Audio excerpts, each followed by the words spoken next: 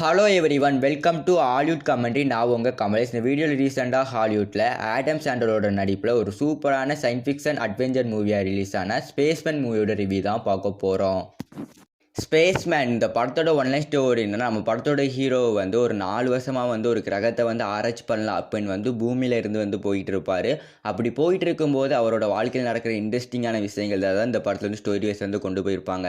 இந்த படத்தோட story wise பார்க்கும்போது 4 வருஷமாக ஒரு ஸ்பேஸ் ஷிப்பில் போயிட்டு இருக்கிற ஒரு விமான வீரனுக்கு ஏற்படுற அந்த தனிமையால் அவரோட மனநிலை எப்படி இருக்குது, அதனால் அவருக்கு ஏற்படுற பிரச்சனைகள் அதெல்லாம் இந்த படத்தில் சொல்லியிருப்பாங்க. அது மட்டும் இல்லாமல் அந்த தனிமையால் அவரோட கற்பனை திறன் வளர்ந்துருக்காங்க தெரியல. ஆனால் அந்த ஸ்பேஸ் ஷிப்பில் ஒரு 8 கால் பூச்சி மாதிரி ஒரு உருவத்தை காட்டுவாங்க. அந்த உருவம் நம்ம ஹீரோவோட பெஸ்ட் ஃப்ரெண்டு மாதிரியே பேசிக்கிட்டே இருக்கும் எனி டைம். அது மட்டும் இல்லாமல் அந்த 8 கால் பூச்சால் நம்ம ஹீரோவோட வாழ்க்கையில் நடக்கிற அந்த விஷயங்கள்லாம் நம்ம ஹீரோ நினச்சி பார்த்தோம்னா அந்த 8 கால் பூச்சாலுமே அந்த விஷயத்துலலாம் பார்க்க முடியும். எப்படி சொல்கிறேன்னா நம்ம ஹீரோவோட வாழ்க்கையில் கல்யாணம் நடந்த விஷயத்தை நம்ம ஹீரோ நினச்சி பார்த்தாருன்னா அந்த 8 கால் பூச்சியுமே அந்த கல்யாணம் நடந்த விஷயத்தை நினச்சி பார்க்க முடியும். அந்த மாதிரி ஒரு 3D பிரிண்ட் ஆட்டம் நம்ம ஹீரோவோட வாழ்க்கையில் நடக்க எல்லா விஷயமே அந்த 8 கால் பூச்சிக்கு தெரிஞ்சிருக்கு. இந்த மாதிரி தான் இந்த படத்தோட ஸ்டோரி வைஸ் போயிட்டு இருக்கும். கிளைமேக்ஸ் வரைக்குமே இவங்க என்னதான் சொல்ல வராங்க அப்படின்னு நம்மளால புரிஞ்சிக்கிடவே முடியாது.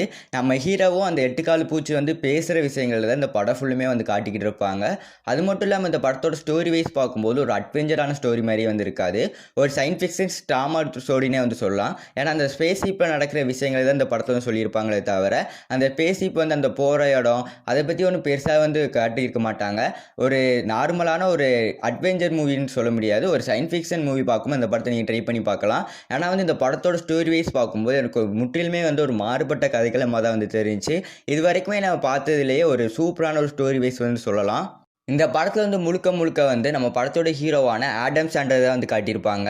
அவரோட வாழ்க்கையில் நடக்கிறது, அதுக்கப்புறம் அந்த ஸ்பேஸ் ஷிப்பில் அந்த 4 வருஷம் அவர் எப்படி இருக்கிறாரு, அதுக்கப்புறம் அந்த 8 கால் பூச்சி கூட எப்படி பழகுறாரு, இதை மட்டும் இந்த படத்தோட ஸ்டோரி வைஸ் கொண்டு போயிருப்பாங்க.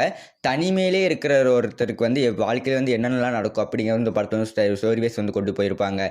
இந்த படத்தோட ஸ்டோரி வைஸ் பார்க்கும்போது ஒரு செட் ஆஃப் ஆடியன்ஸ்க்கு பிடிச்சாலுமே ஒன்று செட் ஆஃப் ஆடியன்ஸ்க்கு பிடிக்க வாய்ப்பே இல்லை.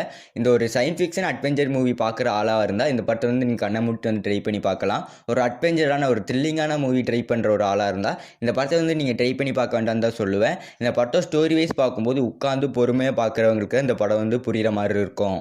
இந்த படத்துக்கு IMDb ரேட் நான் 10க்கு 7 கொடுக்குறேன். கண்டிப்பாக ஒரு தடவை இந்த படத்தை ட்ரை பண்ணி பார்க்கலாம். நீங்கள் ஒரு சூப்பரான சயின்ஸ் ஃபிக்ஷன் ட்ராமா மூவி பார்க்குற ஒரு ஆளாக இருந்தால் கண்ணை மூடி இந்த படத்தை போய் நீங்கள் ட்ரை பண்ணி பாருங்கள். இந்த படத்தோட ஸ்டோரி வைஸ் பார்க்கும்போது சூப்பராக இருந்தது. இல்லை கமலேஷ், ஒரு சூப்பரான அட்வென்ச்சர் மூவியோட ரிவ்யூ சொல்லு அப்படின்னா சைடில் தெரியுது இந்த வீடியோ கிளிக் பண்ணி பாருங்கள். நான் உங்களை அங்கே சந்திக்கிறேன்.